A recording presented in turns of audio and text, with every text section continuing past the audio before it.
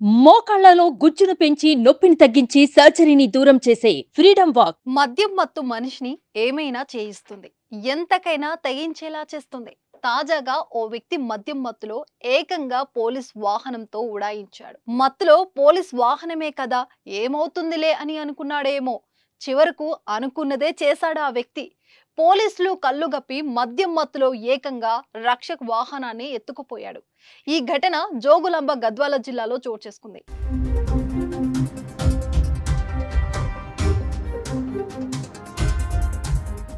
ఎర్రవల్లి మండలం బీచుపల్లి సమీపంలో జాతీయ రహదారి 45 పై ఆదివారం రాత్రి ట్రాఫిక్ నిలిచిపోయింది.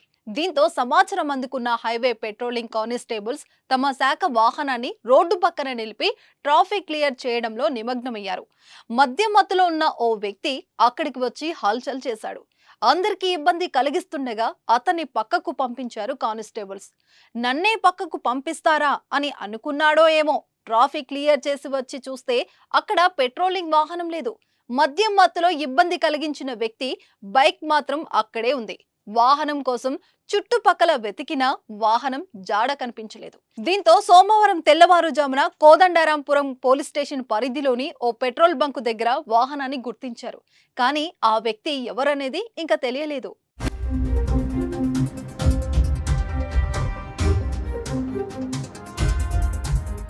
సుమన్ టీవీలో మీ పర్సనల్ అండ్ బిజినెస్ ప్రమోషన్స్ కోసం కింది నెంబర్కి కాంటాక్ట్ చేయండి.